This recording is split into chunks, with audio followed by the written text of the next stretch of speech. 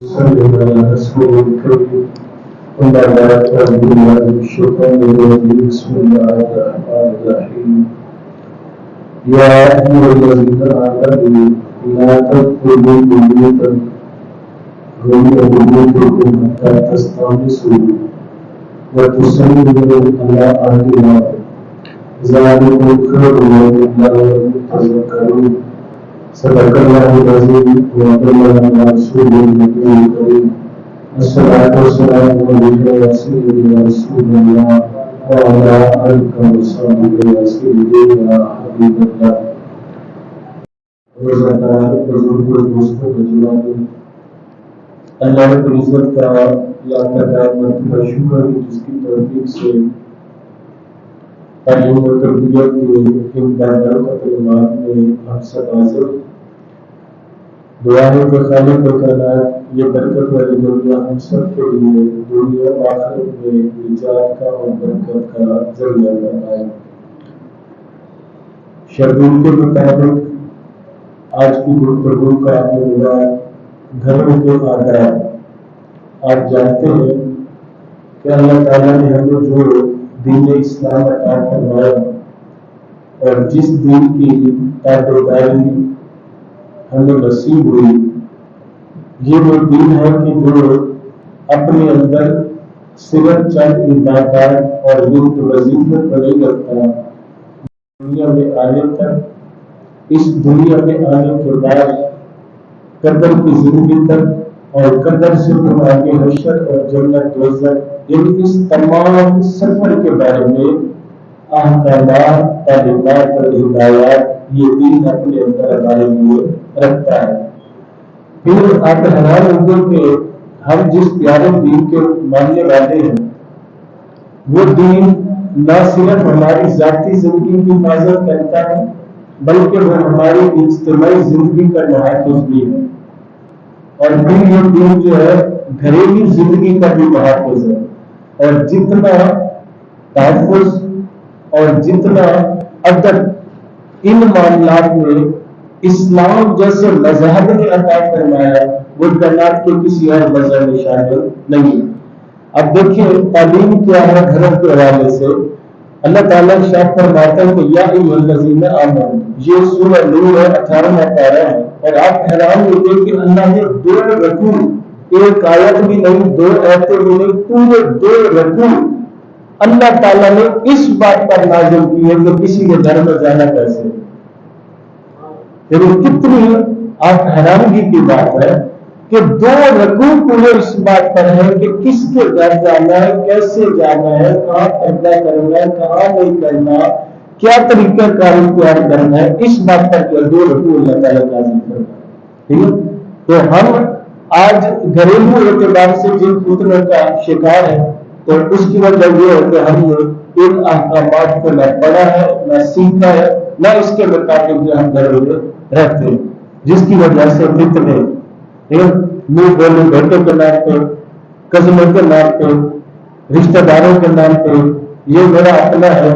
یہ میرا اپنا ہے، یہ بچہ ہے، یہ فلاں ہے، یہ اس طرح اپنی طرف سے جو ایک میں نے گھڑا کرنے پیمانے بنا رہتے ہیں، اس بنا پر ہم جو ہے یہ سارے داخلے کھول دیتے ہیں، اور جب کسی فتنے کے منہ میں ہم جاتے ہیں تو پھر پتہ چلا کہ وہ اللہ کے قرآن کو پڑھ لیتے، حضور کو فرمان کرتا ہے تو شاید اس فتنے سے بچ جائے۔ اور اللہ تعالیٰ نے فرمایا کہ یا ایھا الذین آمنوا، اے ایمان والو، لا تدخلوا بیوتا غیر بیوتکم، اپنے گھروں کے علاوہ کسی کے گھر میں داخل نہ ہوا کرو، حتی تستأنسوا، یہاں تک کہ تم اجازت حاصل کر لو، یعنی حکم ہے کہ جب تک تمہیں اجازت نہ ملے تب تک تم نے گھر میں داخل نہیں ہونا۔ اور دوسرا کیا کرنا ہے، وَتُسَلِّمُوا عَلَىٰ أَهْلِهَا، اور گھر والوں کو سلام بھیجنا ہے، ذَلِكُمْ خَيْرٌ لَكُمْ، یہ تمہارے لیے بہت بہتر ہے،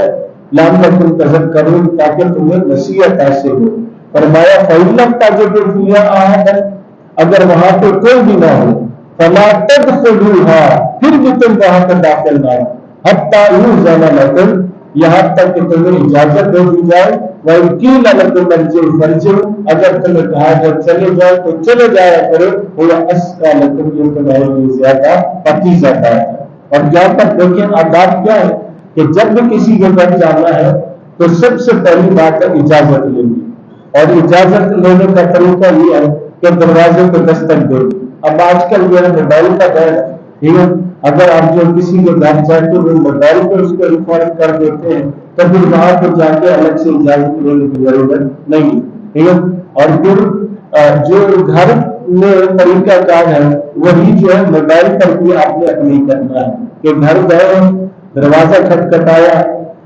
جواب نہیں آیا، پھر کھٹکایا، جواب نہیں آیا، تیسری بار کھٹکایا، 3 بار دستک دینا جو ہے یہ سنت ہے۔ اور اگر 3 مرتبہ دستک دینے کے بعد آپ کے اندر سے کوئی ریسپانس نہیں آتا تو آپ کے لیے جو اس گھر میں داخل ہونا جائز نہیں ہے۔ اور یہ کل کے درس میں بھی جو ہے حدیث مبارکہ گزر چکی کہ حضور صلی اللہ علیہ وسلم کی دعوت کی ایک صحابی کے گھر میں، حضور وہاں پہ تشریف لے گئے، آپ نے السلام علیکم فرمایا، دروازہ کھٹکھٹایا، صحابی نے دروازہ نہیں کھولا، پھر حضور نے سلام کیا، دروازہ کھٹکھٹایا، دروازہ نہیں کھولا، تیسری مرتبہ حضور صلی اللہ علیہ وسلم نے دروازہ کھٹکھٹایا، سلام کیا، جب نہیں کھلا تو آپ واپس جانے لگے۔ وہ صحابی دوڑ کے حضور کے پیچھے آیا، عرض کرتے ہیں یا رسول اللہ، میں آپ کا سلام بھی سن رہا تھا، اس کا جواب بھی دے رہا تھا، میں دروازے پہ ہونے والی دستک کو بھی سن رہا تھا، میں اس لیے نہیں کھول رہا تھا کہ جتنی دیر آپ سلام بیچتے رہیں گے ہمارے گھر میں اتنی زیادہ رحمت نازل ہوتی رہیں گی، ٹھیک ہے۔ تو اب دیکھیں اللہ کے نبی کا عمل کیا کہ 3 مرتبہ دروازہ تک بتایا، نہیں کھلا، اب واپس چلے، ٹھیک ہے۔ تو ہمیں بھی جو ہے اس حوالے سے نور کے 12 چینل پر جانے کی ضرورت نہیں ہے کہ اگر کسی کے گھر میں نہیں دروازہ کھلا ہم واپس آ جائیں، نہیں معلوم ہوتا ہے کوئی ان کا جو ہے وہ کوئی گھریلو میٹر چلا جائے، نہیں معلوم کے اندر وہ جو ہے کسی پریشانی میں مبتلا ہو، نہیں معلوم وہ اس وقت آرام کی حالت میں، ٹھیک ہے۔ حضور اکرم صلی اللہ علیہ وسلم نے ایک صحابی نے حضور صلی اللہ علیہ وسلم سے پوچھا یا رسول اللہ میرے گھر میں میری ماں ہوتی ہے، جب میں باہر جایا کروں تو کیا واپس آ کر اپنی ماں سے بھی اجازت لے کے گھر میں داخل ہوا کروں؟ تو حضور اکرم صلی اللہ علیہ وسلم نے فرمایا ہاں، اگر تمہاری ماں بھی اکیلی ہے نا گھر میں تو آپ کریم صلی اللہ علیہ وسلم نے فرمایا کہ اس اکیلی ماں کے ہوتے ہوئے بھی تم اس وقت تک اندر داخل نہ جب تک کوئی اجازت نہ دے، ٹھیک ہے۔ یعنی ہر انسان کی پرسنل پرائیویسی ہوتی ہے، اس کی ایک اپنی زندگی میں جو ہے پردہ داری ہوتی ہے، رازداری ہوتی ہے، ٹھیک ہے۔ اور وہ اکیلے میں اللہ رسول کی تعلیمات ہی کے مطابق کیوں نہ ہو، لیکن بعض اوقات ایسی چیز ہوتی ہے کہ جو حیا کے خلاف ہوتی ہے، ادب کے خلاف ہوتی ہے، تہذیب بدتمیز کے خلاف ہوتی ہے، تو اس لیے اللہ تعالیٰ نے جو یہاں پہ یہ حکم جاری کیا کہ اس وقت کیا کرنا ہو جائے کر جو ہے اجازت نہ لے لی جائے۔ اور پھر جو ہے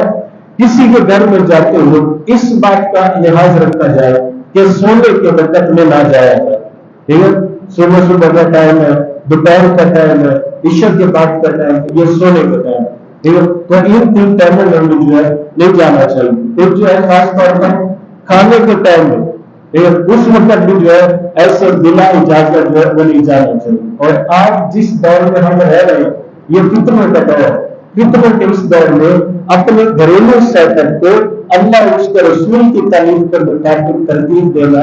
یہ اپنی آنے والی نسل کو جو ہے فتنوں سے بچانا ہے، اور یہ ان کے ساتھ آپ کی بہت بڑی نیکی ہوگی۔ یہ جو ہمارے گھر کا سسٹم بنا ہوا ہے نا کہ یہ میرا کزن ہے، یہ میرا خالہ زاد ہے، یہ میرا فلاں ہے، یہ میرا فلاں ہے، یہ میرا دوست ہے، یہ میرا دوست ہے، یہ فلاں، یہ سب ایسے جذباتی باتیں ہیں، ان کا حقیقت کے ساتھ کوئی تعلق نہیں ہے۔ اسلام نے جو پردہ داری کا اور 4 دیواری کے تحفظ کا عزت کا جو نظام دیا ہے، اگر آج اس پہ عمل ہو جائے تو جو ہے فتنوں سے ویسے معاشرہ پاک ہو جائے، ٹھیک ہے۔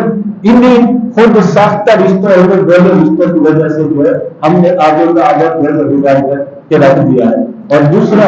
ہمارا آخری جو ٹاپک تھا،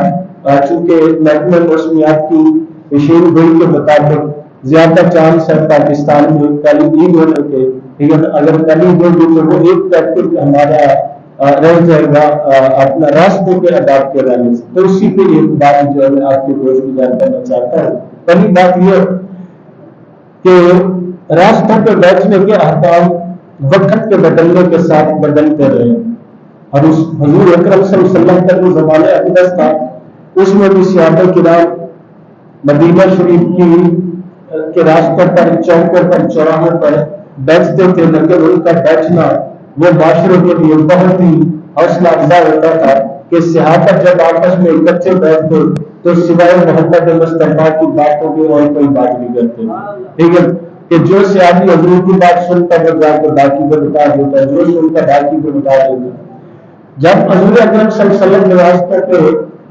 بیٹھنے سے منع کیا تو صحابہ کرام حاضر ہوئے، عرض کرتے یا رسول اللہ اس کے بغیر تو ہمارا گزارا نہیں. ٹھیک ہے ہم تو سارا دن کام کاج میں لگے رہتے ہیں، شام کو جو ہے ایک جگہ پہ اکٹھے ہوتے ہیں، جو صحابی آپ سے جو بات سنتا ہے وہ ہمیں بتاتا ہے، ہماری بھوک بھی ختم ہو جاتی ہے، پیاس بھی ختم ہو جاتی ہے. ٹھیک ہے یہ صحابہ کا علمی ذوق دیکھیں. ٹھیک ہے کہ اکٹھے بیٹھنے کا مقصد کیا ہے کہ جو حضور باتیں بتاتے ہیں وہ سارے صحابہ کے درمیان شیئر ہو جائے. ٹھیک ہے اگر تو اس مقصد کے ساتھ 2 4 5 10 بندے کسی چوک میں، کسی کارنر پر، کسی راستے پر بیٹھتے ہیں کہ ان کا مقصد نیک ہے، یا ان کا مقصد ہے کہ جس طرح آج کل کے زمانے میں آپ دیکھتے ہیں کہ بچوں کے کڈنیپ ہونے کے واقعات ہوتے ہیں. ٹھیک ہے کہ بچے اغوا ہوتے ہیں، چوری کے واقعات ہوتے ہیں، ڈکیتی کے واقعات ہوتے ہیں، راہزنی کے واقعات ہوتے ہیں. اگر کسی جگہ پہ کوئی 2 4 5 ساتھی وہ رات گئے اس لیے بیٹھے رہتے ہیں کہ یار ہم جاگتے رہیں گے تو یہ گلی چوری سے بچی رہے گی، کوئی جو ہے یہاں سے کڈنیپ نہیں ہوگا، کوئی جو ہے یہاں پہ کوئی ایسا معاملہ جو ہے وہ نہیں ہوگا کہ جو پوری گلی کے لیے، محلے کے لیے پریشانی کا باعث بنے.